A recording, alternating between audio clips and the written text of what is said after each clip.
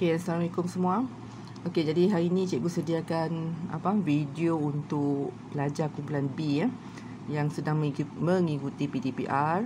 Jadi pelajar rujuk nota yang pelajar ambil pagi tadi. Jadi tolong buat latihan. Okey, semua buka muka surat 1. Okey, yang ni buka surat 1. Okey, tajuk yang kita nak belajar ni adalah sukatan kecenderungan memusat. Okey, iaitu bab 12. Okey. Okey, jadi yang pertama, okey, untuk soalan ni nyatakan mod bagi setiap set data yang berikut. Okey, apa maksud mod? Mod, okey, pelajar boleh rujuk di muka surat pertama apa nilai mod, apa maksud mod. Okey, mod ialah nilai atau data yang paling kerap berulang dalam set data. Jadi maksudnya mod ni nilai atau data yang paling banyak ataupun kerap berulang. Itu yang adalah mod. Okey, jadi cikgu terang simple saja. Okey, contohnya kalau pelajar diberi data, okey, katalah contohnya 23, 29, 30, 29, 40, 16. Okey, ada ditulis sini tips Mod ialah data yang paling tinggi kekerapannya. Maksudnya paling banyak berulang, paling kerap berulang. Jadi, okey, kalau pelajar tengok data ni, okey, 23, 29, 30, 29, 40, 16. Okey, data mana yang paling banyak berulang? Okey, kalau pelajar tengok di sini, yang paling banyak berulang adalah 29. Betul? Berulang sebanyak 2 kali. Okey, jadi cara pelajar tulis jawapan, cikgu tulis jawapan kat sini. Okey, cara pelajar tulis jawapan. Okey. Okey, untuk contoh ni okey, nanti pelajar buat sendiri Okey, cara pelajar tulis jawapan, pelajar mesti tulis kekerapan dulu. Okey, kekerapan. Okey. Kekerapan. Okey, dalam data ni, okey, yang berulang sebanyak 2 kali adalah 29 kan? Okey, kemudian jawapan akhirnya baru tulis mod lah. Okey. Kekerapan. Pelajar tahu tadi kan 29 ni berulang sebanyak 2 kali. Jadi kekerapannya adalah 2. Kekerapan adalah 2. Berulang 2 kali. Jadi jawapan akhirnya mod adalah 29. Macam tu. Itu cara pelajar tulis jawapan. Okey, yang ni untuk contoh Okey, nanti pelajar salin semula dalam kertas pelajar. Okey, contoh soalan A. Ini soalan A Okey, ini contoh. Okey, tengok soalan A. 12, 18, 23, 32, 32, 48, 16. Okey, so pelajar tuliskan kekerapan. Okey. Kemudian jawapan akhir mod. Okey, yang mana satu kerap berulang? Okey, yang kerap berulang adalah 32. Betul? Okey, 32. Boleh letak sini 32. Okey. Dan dia berulang sebanyak berapa kali? Berulang sebanyak 2 kali. Jadi kekerapannya adalah 2. Ini cara pelajar tulis jawapan Okey, jadi pelajar tu sambung soalan yang lain sampai E. Ada kalanya tidak ada kekerapan. Jadi kalau tidak ada kekerapan, kekerapannya sifar. Mod tiada lah. Okey? Okey. Jadi pelajar cuba yang lain Okey, pelajar cikgu terus masuk kepada yang seterusnya. Okey. Yang seterusnya nanti cikgu snapkan soalan Okey. Yang kedua. Ini yang kedua. Yang ni okey, cikgu catatkan sekali lagi Kalau pelajar diberi data satu persatu macam ni, ini disebut sebagai data tidak terkumpul. Okey, data tidak terkumpul. Okey, catat Okey, data tidak terkumpul. Okey, sekarang ni katakanlah pelajar diberi data terkumpul. Okey, tolong catat Yang ni disebut data tidak terkumpul. Boleh pelajar boleh tulis ni Okey, data. Okey, data tidak terkumpul. Catatkan. Okey, kalau ditulis satu-satu macam ni disebut data tidak terkumpul. Okey, pelajar tolong salin untuk yang kedua, okey, yang ni disebut sebagai data terkumpul. Okey. Okey, yang disebut sebagai data terkumpul adalah data yang dimasukkan dalam jadual. Jadual ini disebut sebagai jadual kekerapan. Okey, jadual kekerapan. Okey, pelajar salin jadualnya. Okey. Lukiskan satu jadual lah. Okey. Cikgu terangkan contoh senang saja. Okey, lukiskan jadual ni. Okey, cikgu buat yang simple saja. Nanti pelajar salin sendiri ya.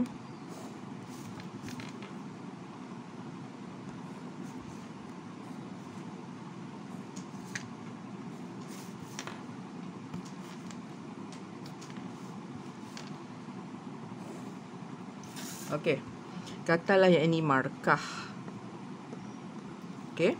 Katalah yang ni pelajar tulis kekerapan. Okey, kekerapan Okey, markah tulis katalah 40, 45, 50, 55. Okey, katalah cikgu letak yang ni 3, sini 7, sini 2, sini 5. Okey. Saya ulang bila data dimasukkan dalam jadual, data tersebut disebut sebagai data terkumpul dan jadual ni disebut sebagai jadual kekerapan. Okey, soalan sama. Daripada jadual ni tentukan apakah kekerapan dan apakah mod. Okey, so jawapannya kekerapan dan mod. Okey, kalau daripada jadual lebih senang nak tentukan. Pelajar tengok kekerapan mana yang paling tinggi. Kekerapan paling tinggi adalah 7. Pelajar tulis 7. Jadi modnya adalah 45. Ini caranya untuk data yang dimasukkan dalam jadual. Okey, pelajar tolong salin ya. Ini contoh nombor 1 dah. Okey. Okey, yang kedua. Cuba pelajar buat sendiri yang ni. Okey, pelajar buat sendiri ya. Okey, katakanlah skor. Sini kekerapan. Okey, cikgu nak pelajar bagi jawapan yang ni. Apa mod dan apa skor. Okey.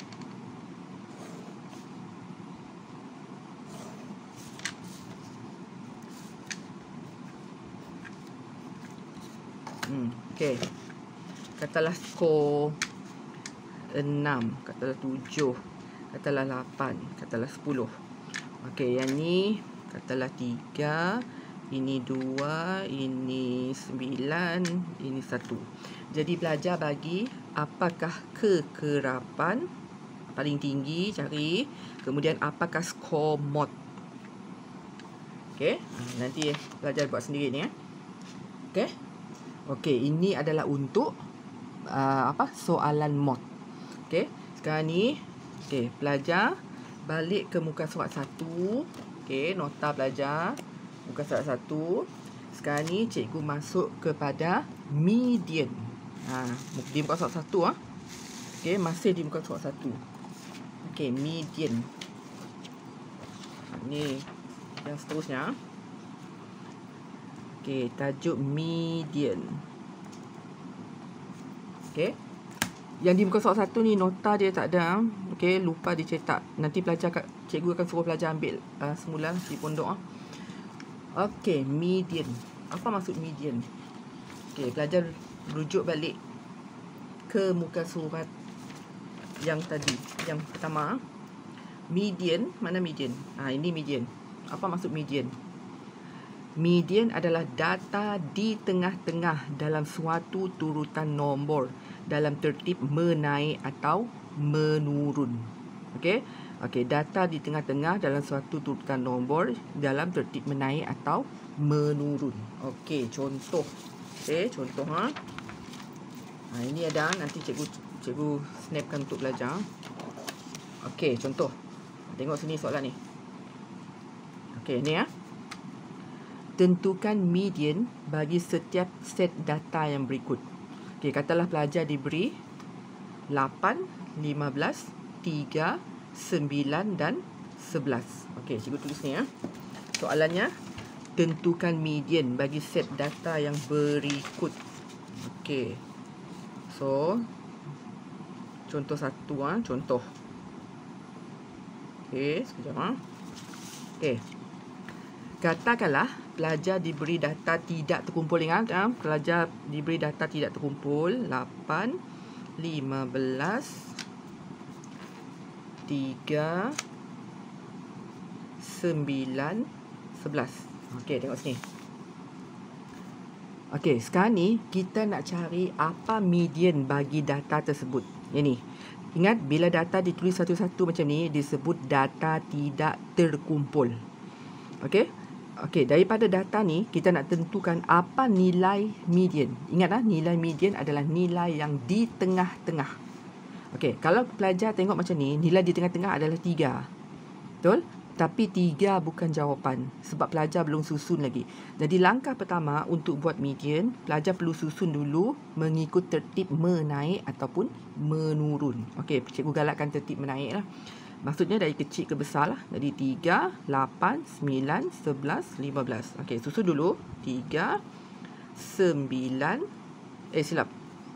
3, 8 3, 8, 9, 11, 15.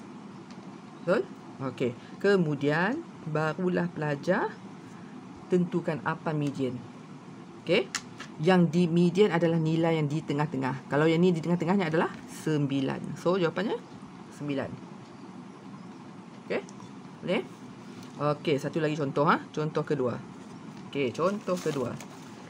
5, 9. Okey, cikgu ambil soalan ni Okay, 5, 9, 5, 9, 12, 7, 16 dan 4. Okey, tengok sini.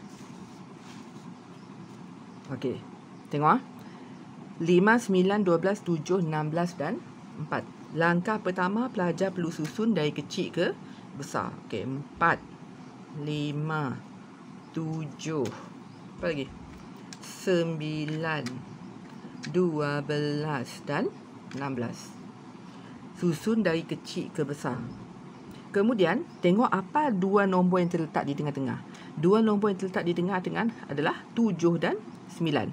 Kalau ada dua macam ni, okey, gerak kerjanya median. Okey, gerak kerjanya pelajar ambil yang di tengah dua ni, okey, 7 tambah 9. Kemudian bahagi 2. Ini cara tentukan median kalau di tengah-tengah ada dua nombor. Jadi, okey, 7 tambah 9, 16. Okey, 16 bahagi 2. Okey, berapa 16 bahagi 2? 16 bahagi 2 adalah 8. So, jawapan median adalah 8. Okey, okey, nanti cikgu snapkan contoh soalan. Bukan contoh soalan Cikgu snapkan jawapan di muka soal 1 sebab tidak dicetak. Nanti belajar buat sendiri. Rujuk contoh yang cikgu terangkan. Okay? All the best.